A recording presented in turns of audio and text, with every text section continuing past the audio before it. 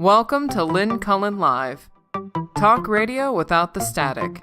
Email your questions and comments to lynncullenshow@gmail.com. And now your host, Lynn Cullen. And good morning to you. It is a Thursday. It's in fact the 15th of whatever month it is, the 5th month, the 15th day in 2025. A lot of fives there, guys. For those of you who get into numbers, I do not. I just saw that an obituary that I have. Well, I'm not going to share the whole thing with you. I'm just going to talk about this man, Jose Mujica. I'm hoping I'm pronouncing that correctly. He lived 89 years, and what an extraordinary life. He actually was he was born to a family of immigrants, not here, but in Uruguay, in South America. He was the son of Italian immigrants to Uruguay, whatever.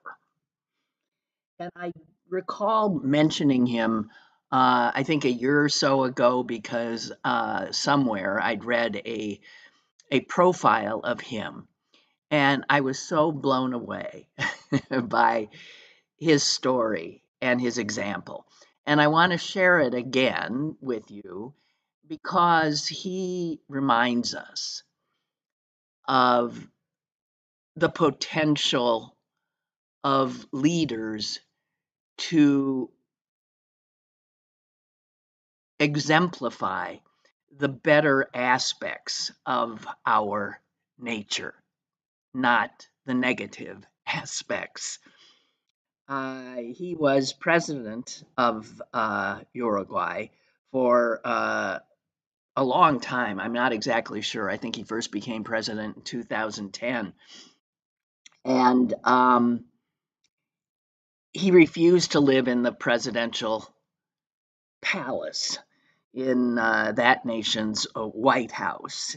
He was uncomfortable with its chandeliers and the elevator and the marble staircase. And he was quoted as saying, "It's crap. They should make it into a high school or something." In other words, use it to benefit people instead of having it to treat one person, one family, as if they were better. So he said, I'm not living here. I'll commute from my house. His house, and I'm looking at a picture of it now, we would call a shack. So there you have the president of a country living in a 3-room shack with a wood stove, and he was a farmer. He grew chrysanthemums, and he lived there with his partner of most of his life, and their 3-legged dog. They drove an 87 Volkswagen Beetle, and they sold their chrysanthemums in local markets, and he was the president of the country. He did the job. So after meeting in the Oval Office with Barack Obama, which he did, he would fly home commercial, and his wife would pick him up in the Beetle, and he'd go home to his 3-legged dog and his 3-room shack. There's something amazing about that. Of course, to us, it sounds unbelievable. And he made clear to the reporter that he had spoken to last year that I tried in every way to make the presidency less venerated.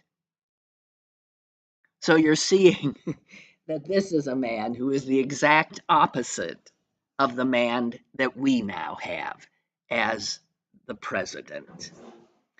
Um, he said, I'll just give you a few more of his words because I think this was a great man. He believed that the trappings of office that so many politicians embraced, the jets, the palaces, the servants, the kowtowing, were all the exact opposites of what democracy was supposed to be about. And here's his quote. He said, "You know, the cultural remnants of feudalism uh, are remain. The red carpet, the bugles when the feudal lord came out of the castle onto the bridge, all that remains." And he's right. That's where that crap comes from. And he's saying it doesn't belong in a democracy. And he remembers, by the way, if you hear anything, I still have workers in my basement. So, but the dog is at least gone. He says he remembered when he was president a visit to Germany where he said this. They put me in a Mercedes Benz. The door weighed about 3,000 kilos. They put 40 motorcycles in front and another 40 in back. I was ashamed. I just want us to sit with that for a second because it it's a good reminder that what we are seeing, what we are enduring, what many people think of as the way it should be or has to be, it isn't true.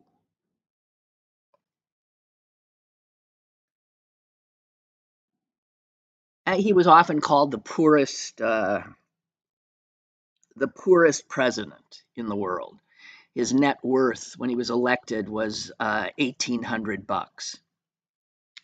I bet that would have made him the poorest president, but he bristled at that characterization and would quote the Roman philosopher Seneca, who said, "It is not the man who has too little, but the man who craves more that is poor." There it is. There it is. Seneca was right. Jose Pepe, they called him Mujica, he is right. Our current president is repulsive in every way. In every way. So I wanted to note the passing of this unusual, wonderful, and humble man. Yeah, and I do want to say that he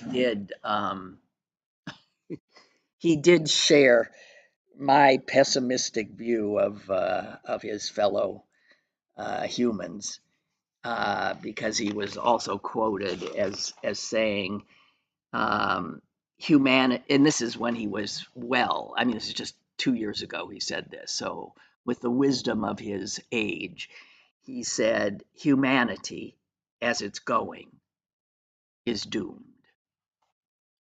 And I as you know, uh, believe that as well. So, um, okay, so there is that. And then I wanted to share with you this thought I had. I think I had it yesterday and then I got waylaid and never said it. And I want to make sure I say it now. So many of the people whose words I read now and whose words resonate most with me now, who I find myself, I guess the word would be like minded If I could write as well as they, that's what I would write. And increasingly in this fraught time, I find those people are people that 10 years ago I would have denigrated because of their politics, because so many of them were conservative Republicans. I If I thought of political enemies at the time, it was they. Lynn Cheney, William Crystal, they on the other side rarely agreed with any of the things that they seemed to be standing for. Not that I suspect I was listening to them much. And now, as I read their words, I find myself, cheering. And I, it's not too difficult to realize that there is a lesson here for us. And when you're in a situation where you find that the people you thought of as your political enemies are now people you look at as your most fervent allies, you realize that there was a small mindedness to you before, an unwillingness to acknowledge that we're different, that we have different perspectives, different ideas about how something can be done or should be done. And it doesn't say anything about our character. It says something about our political point of view. And I hope I remember this lesson if we ever survive this current situation. I hope I remember. So let me share with you the words of a former neocon. I don't know how he perceives his politics now, what he says, but he's an ally of mine in because he clearly values American democracy as I do. And he wrote this the other day in after watching Trump in Saudi Arabia. And I just want to share it. It's not long. I just want to share it with you because, yeah, William Crystal. What a spectacle. There they were, assembled in Riyadh, Saudi Arabia. The autocrats, the plutocrats, and the kleptocrats gathered to enjoy each other's company under the benevolent patronage of their host, His Royal Highness Crown Prince Mohammed bin Salman. Murderer. That's my addition. Crystal goes on, Saudi Arabia was an appropriate destination for Donald Trump's first foreign trip in his second term as president. He chose to visit not a democracy, but a despotism. Not a free nation, but one of the world's most unfree. Not a land of tolerance, but a land of repression. And Trump made it clear yesterday that he did not consider these features unfortunate or undesirable aspects of life under the House of Sod. There was not a hint of criticism or even of hesitation in the fulsome praise Trump heaped upon his hosts. The American president admires the Saudi achievements in autocracy, plutocracy, and kleptocracy. I add, unabashedly. And Crystal goes on, and Trump emphasized that the achievements of Saudi Arabia that he admires have nothing to do with democratic principles or ideas of freedom. Quite the opposite.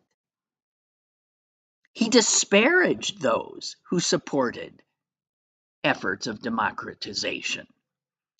He said, it's crucial for the wider world to know this great transformation of yours, he said to the prince, has not come from Western intervention or lectures on how to live or how to govern your own affairs.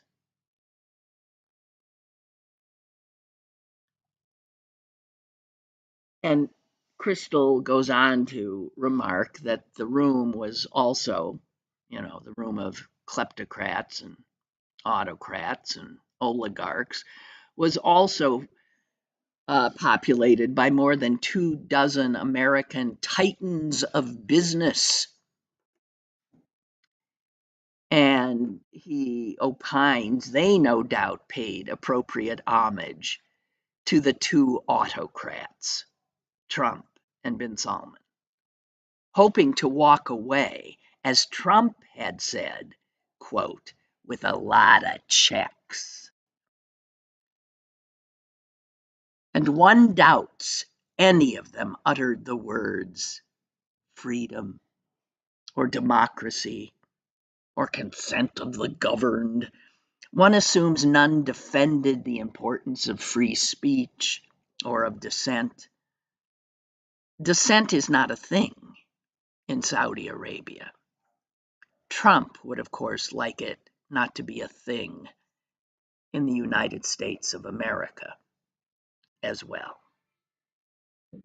And then he pointed out how, Trump does not look with disdain at these anti democratic autocrats. He looks at them with envy. Yeah, tis true. So I just, yeah, I thought it's worth remembering that William Crystal, he's a neocon. He was gung ho with Dick Cheney and I mean, if I'm remembering all the history right, I mean, he was right. I thought of him as the enemy. And it turns out he was on an opposite side of a political issue. But he and I, it turns out, were, whether we knew it or not, and are allies, fervent allies, fighting the same fight, definitely on the same side. God, these guys are driving me crazy. I don't know how much you're hearing them, but they're driving me nuts. I asked him to be quiet, but okay. So there's that. Hey, did you know that that Trump is not the only one who's lusting after a fancy new jet? No, he ain't. Turns out the Botox puppy killer, Kristi Noem, head of Homeland Security. I know I'm sleeping better at night.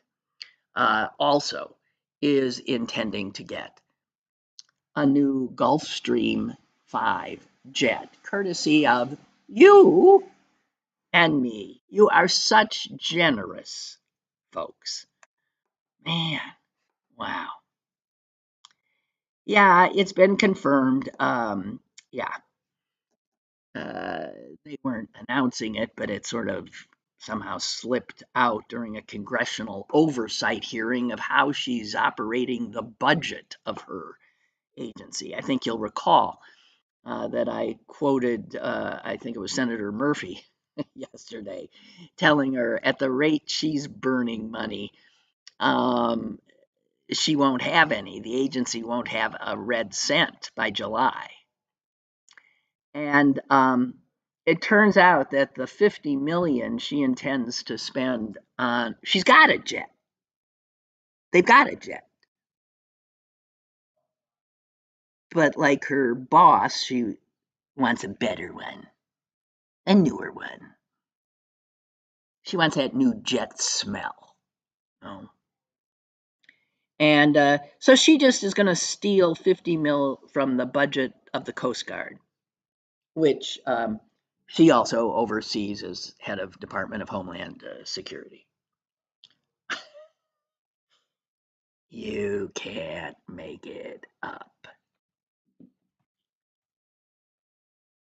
And continuing in the you can't make it up category, the National Weather Service is frantically scrambling to find people, meteorologists, folks who, the likes of which used to work for them, but something happened in the last 3 months. I don't know. And a whole bunch of them were sent packing.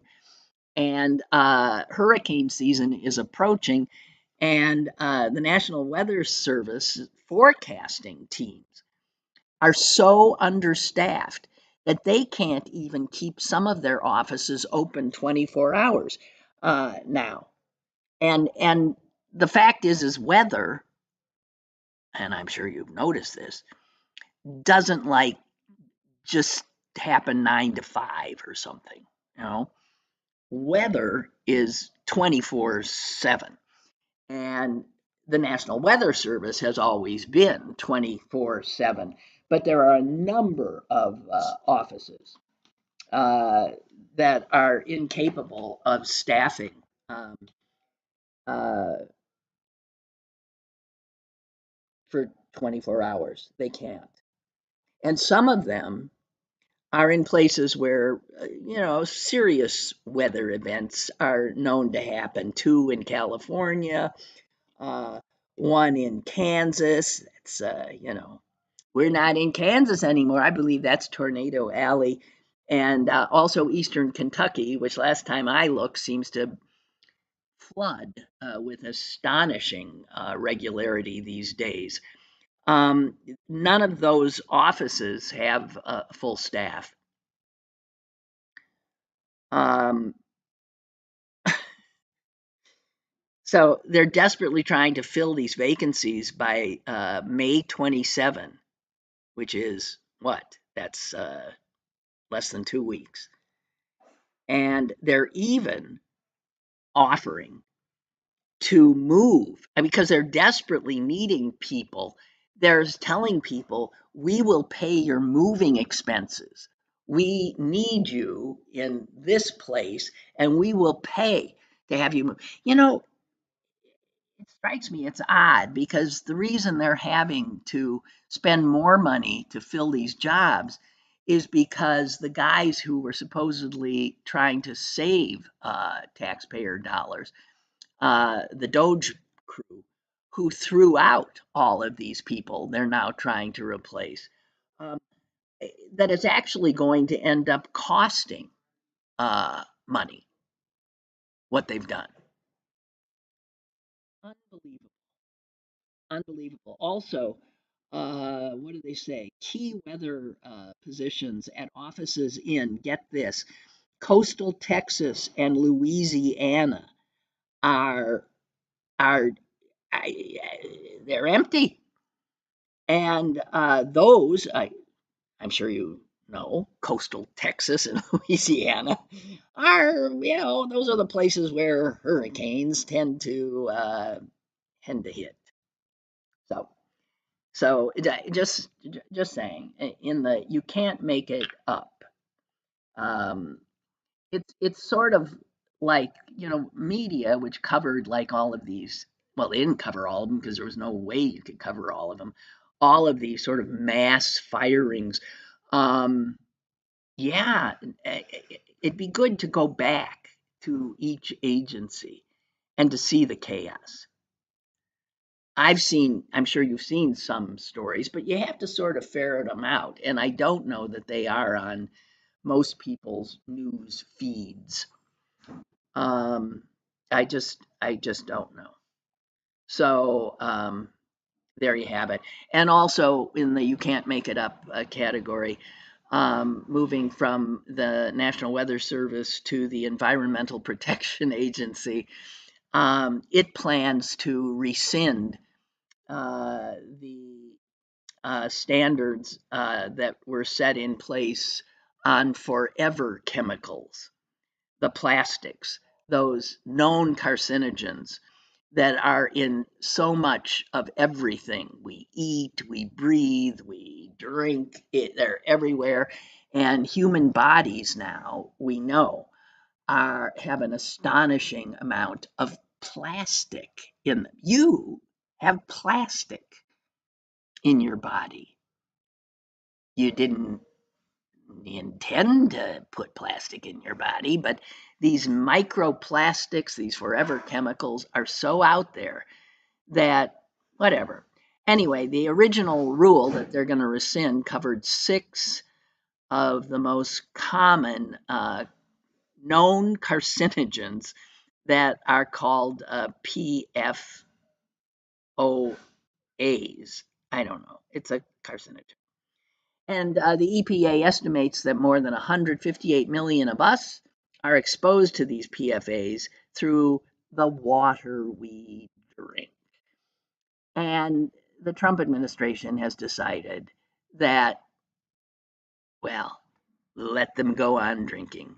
And for that matter, drinking, ingesting, inhaling, and we are not going to protect them. Rescinding the limits that were put on so that we wouldn't die prematurely. Oh well. What else I got here? Oh, I saw something that I think I was also trying to explain the other day about how, Trump's blustering on the world stage with his tariffs and his bully boy tactics, how it ain't working. And it's so clear. Everybody now gets the game. And so other countries aren't playing it. The game is that you lose no matter what you do. So what you don't want to do is kowtow. That's what you don't want to do. And more countries are figuring that out. Because if you don't, it turns out he kowtows. He blinks. He pulls back. And I saw something interesting. If you want to see who the world is rooting for, well, you can figure it ain't us. And who the world gets excited uh, when a setback occurs. It's when a setback occurs to the United States that the world celebrates. And you can see it. You can see it in the stock markets around the world. Follow the money. People now see that China has leverage over the United States when it comes to this tariff nonsense because they didn't bend the knee. And the tariffs mostly got lifted for a while, but they ain't playing the game. And so if you follow the money, when the American government, when Trump does one of his, ingenious things, the stock market recoils. Our stock market, it drops like a stone. And when the American government gets trumped by the, let's say, Chinese government, the American stock market surges. So when China wins this first little round with Trump lifting the 700%, whatever nonsensical number, 140% tariffs he put on them, when he lifted them, that's a Chinese win. And the American stock market zoomed up. What does it tell you about the American government when American investors are obviously rooting for the Chinese to beat the American government? And if you look at foreign markets, take a look at the major stock indexes in Germany, Japan, and China, you see these same patterns. America loses, people invest, rejoice. This is what this genius has brought us. Um, okay.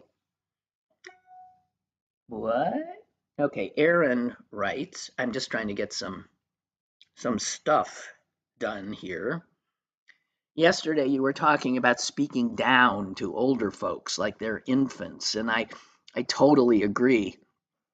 I always thought that that was just weird. And how are we today? I remember saying, because as a feature reporter on television, I actually had to, every once in a while cover like some 100-year-old's birthday party or something, or some event at a nursing home where they stuck these stupid little hats on these old people in wheelchairs. And I remember my blood running cold and thinking, dear God, please don't ever let me end up like this with some cheerful, well meaning twit putting one of those stupid pointy hats on my head. This sort of, this lack of personal integrity that happens to so many older people.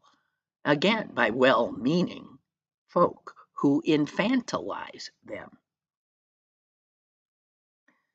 And Aaron writes, and on the flip side, this is funny, Aaron, that you bring this up because my son brought it up on Mother's Day. We were with another woman who cannot stand her grandchildren calling her granny because it just, to her, that brings up, an old grandmother type. And I assure you, she doesn't look like an old grandmother type. She looks young as can be.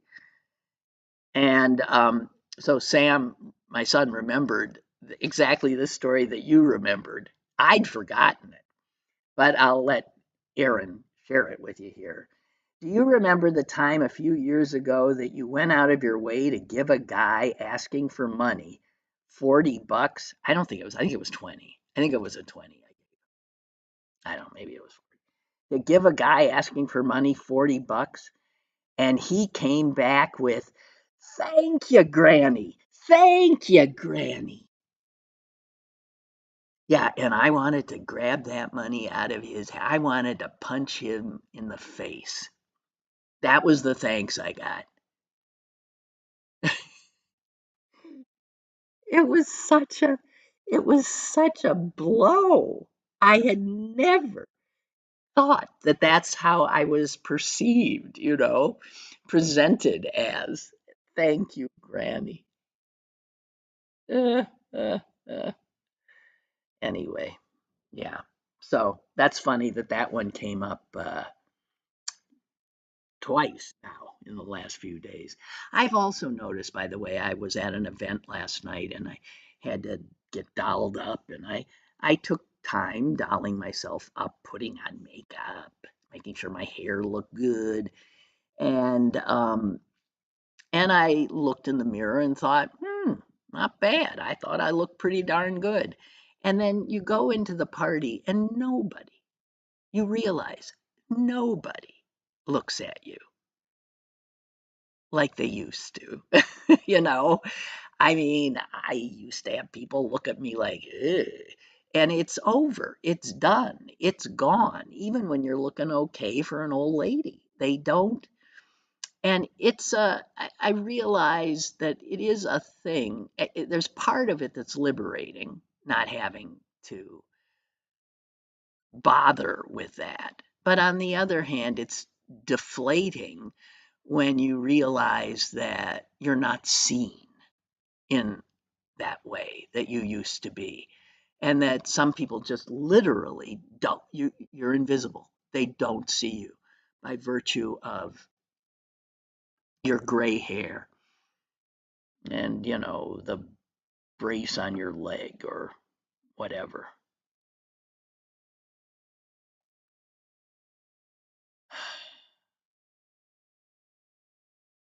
Michael writes, I so miss the days of you and Uncle Dougie. Oh man, that's a long time ago. On WTAE, that's a long time ago. And I know this is relevant of nothing, but your dog, what's his breed? He sounds large. He sounds larger than he is. He's only about 40 pounds. And he's a mutt, a total, who the hell knows. I thought for sure he had a lot of pit bull in him when I got him, but I then ended up doing his DNA. There's no pit bull. There's what they came back with is so absurd that I can't even. But there is Boston Terrier, and I do see that in his coloring. Anyway, um, the reason for my question is my granddaughters watch a program that includes an Australian cattle dog named Blue. I'm on my third Australian cattle dog, so you struck my interest. Well, what's interesting is he's smart. Like a lot of people who see him and watch him and interact with him think he's smart, like a cattle dog. And a few people have said that to me. And he has spots on his legs. He's white with black spots. His back is black. He's a man. I don't know. He's a very bright dog, the smartest dog I've ever had. And Michael says, lastly, I want to say I agree with most, but certainly not everything you present. I so miss the morning routine of your show and your mostly reasonable, insightful, animated monologues. I can't stop the old subjects slipping into my mind, like Arlen Specter and Bill Green. Oh, God. I hope you can and do choose to stay active. Oh, Michael, thank you for that. I do. I intend to. God. Arlen Specter, Bill Green, they're both gone. Everybody's gone. I hate this. And I saw another guy that I worked with at WTAE television has retired, but you haven't seen him for a while anyway because he's been ill. And I did not know any of this. And that's the sportscaster Albie Oxenreiter. He apparently endured a lot of heart surgery and two valves replaced and God knows what. And he'd been off air for 2 years, and then I saw yesterday that he's hung it up. And I got to tell you, Albie Oxenreiter was one of the funniest, nicest human beings that I had the pleasure of knowing in the broadcast biz, television and radio. Just a wonderful human being, and I wish him all the best. I don't keep up with people. It's not a good trait of mine, and so I just wanted to say that it really brought me low when I saw that he was struggling uh, in this way. And my sense is he's quite a bit younger than me. Ugh. As my grandfather always said, there's no getting out of this world alive. he, he definitely, yeah, he was right about that. Hey, did you see that finally a federal judge has told Trump, yeah, I kind of see where you're using that Alien Enemies Act from 1790, whatever the hell it is, and saying that we're being invaded by some gang. Um, I kind of see that. So, okay, this is the first federal judge who has in any way given him a bit of a, yeah, go ahead. And you know where that judge is? Pittsburgh. Yeah, Pittsburgh. What did I know?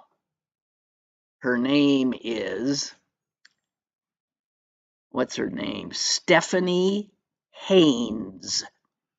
And she's the federal judge of the Western District of Pennsylvania. And folks, that's right here, down on Grant Street. And she made national news the other day. Unbelievable.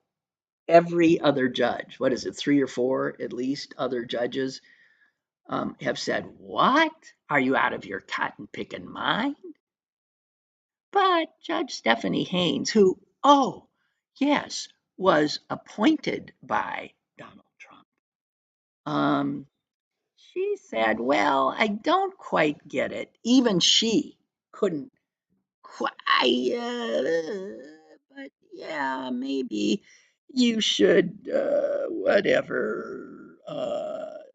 Her tortured equivocations in her ruling are just beyond belief.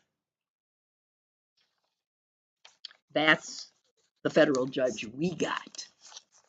Lucky us. Okay. What I got? What I got? What I got? I've never mentioned this, but so the wrecking ball just comes for everybody with these guys. And I mentioned, uh,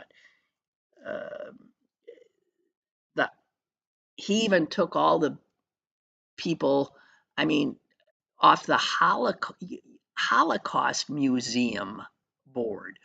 What? Like, what?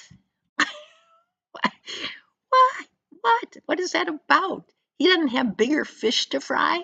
He's got to go out of his way to take. Oh, well, here's maybe why.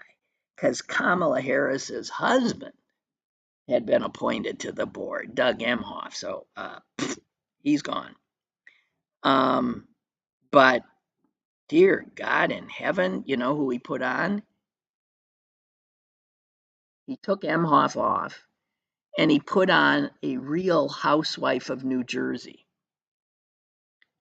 You can't make it up,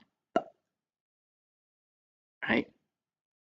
He took Doug Emhoff off and put on a real housewife of New Jersey whose son was arrested on January 6th.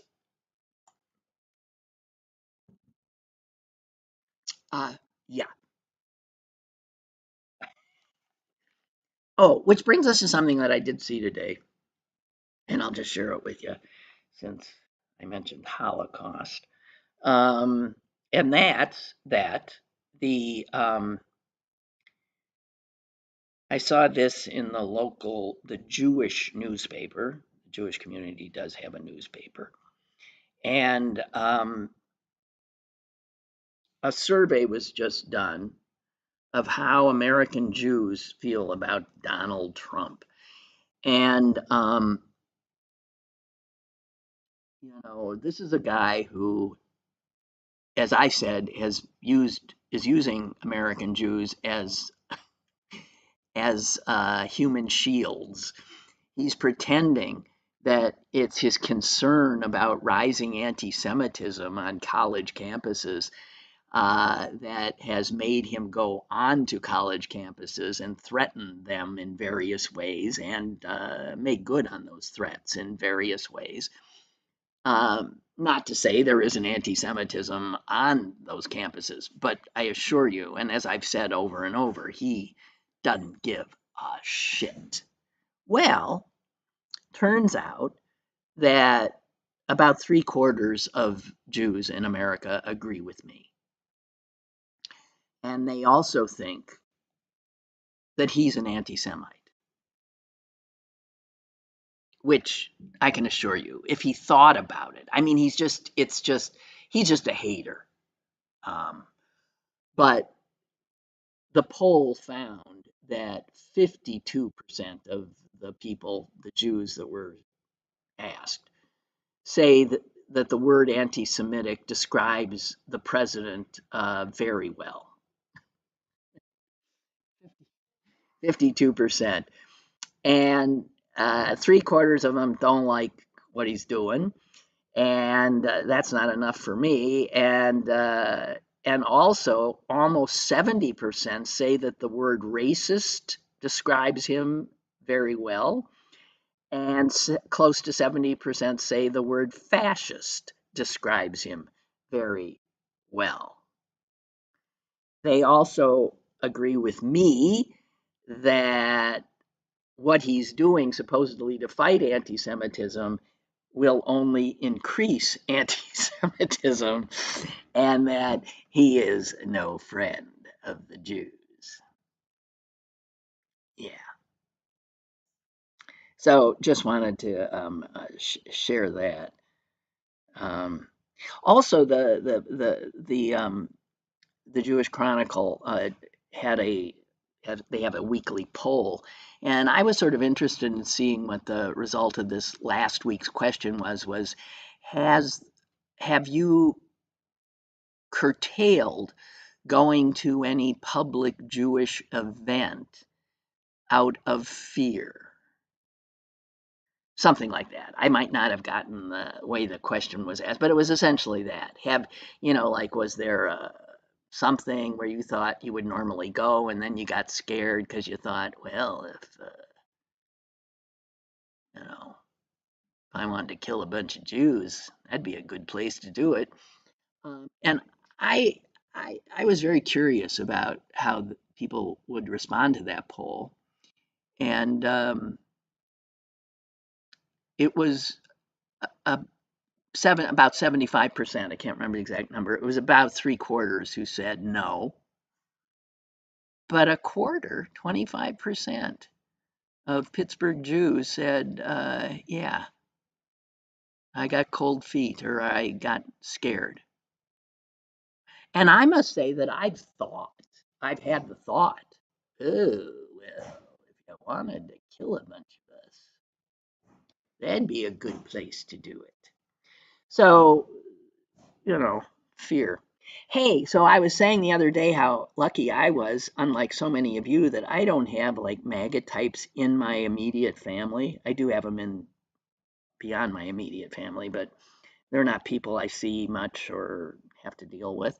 And I was so happy. And I read today, you might be well ahead of me on this, that the Pope has a MAGA brother, his older brother. I've seen pictures of them as children, and they're so cute. A cute little picture of them at the beach. And the older one is now just full on, lives in Florida, um, full on MAGA. Uh, which I uh, I get a kick out of the fact that and he's not only full on, but he's been on what Piers Morgan. He's been on his show, so he's yapping about it on top of it. Um, and but he sounds like a bit of a character. He's a jerk though in this way, and because he said about the Pope, he knows who I am. I am who I am. He's well aware of my positions. He knows I'm probably not going to change, and I don't think I will, other than to, just as I've said, maybe tone it down. Because if you look at this, the Pope's brother's, what he had posted, he posted some ugly stuff. He's posted vulgar stuff about Nancy Pelosi and nonsense about her husband, that he was gay. He falls for a lot of the right wing crapola. Um, and so it's interesting, isn't it? That the same parents, the same home, the same genetic content, and yet one is this, open hearted, it grows up to be the Pope. I don't know. And I'm sure he loves his brother. And I'm sure he wishes his brother would shut the hell up. Although I don't know that he would say that to him, is my guess.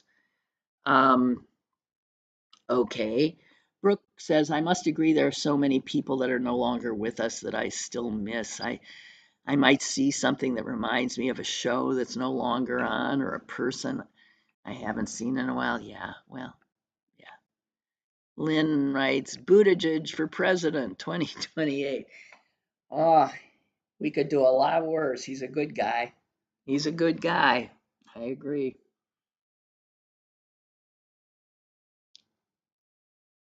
Um,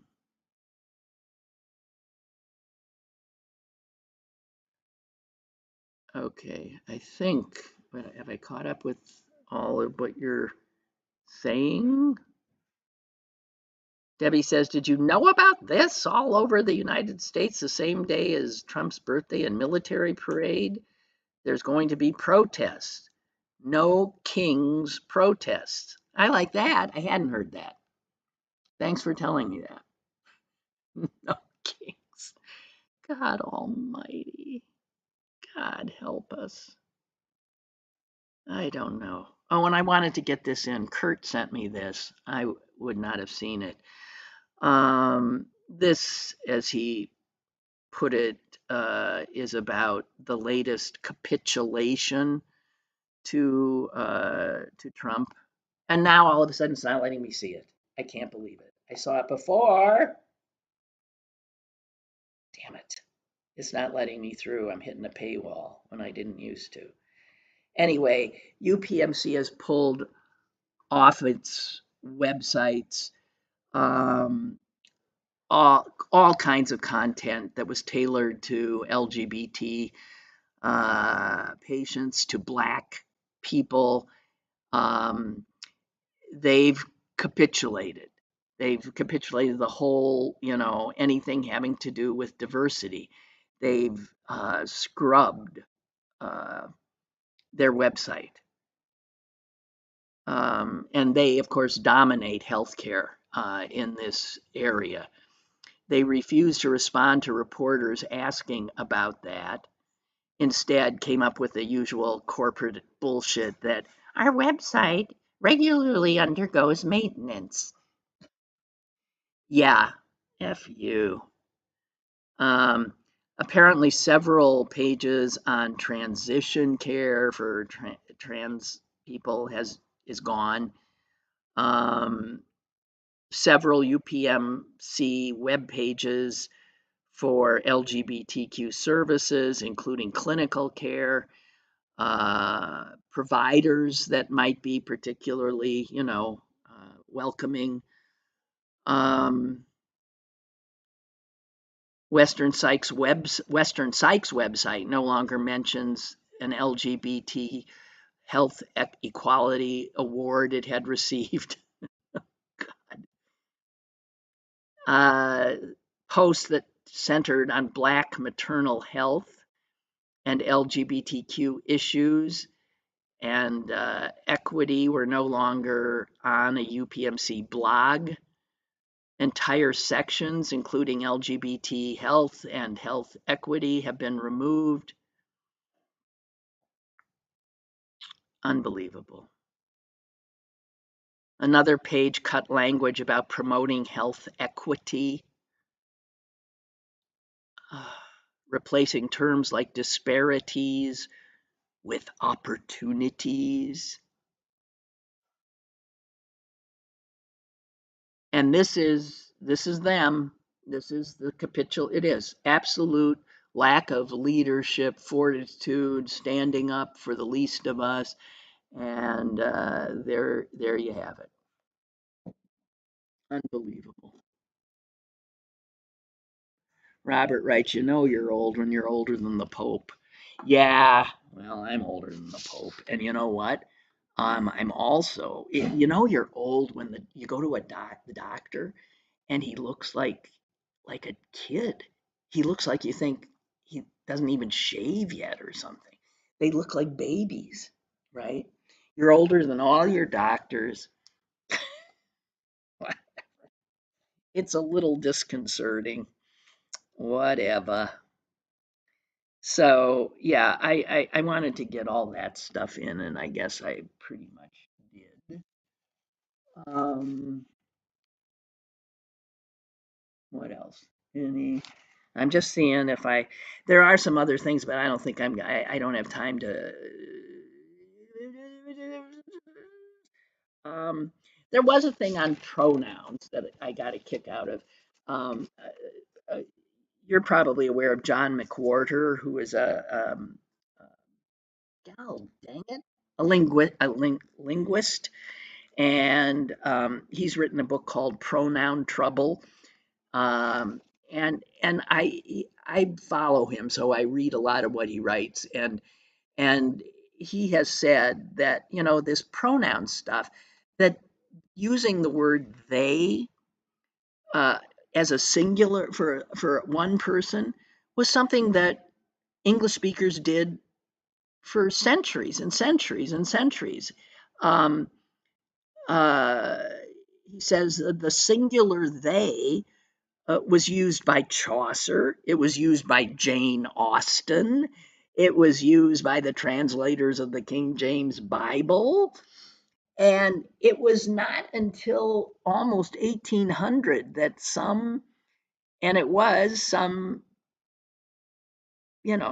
grammar person writing a book decided it wasn't right.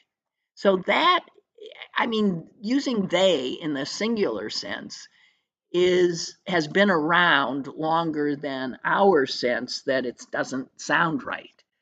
Um, and it's his sense that over time we will again get used to they uh, in a singular sense.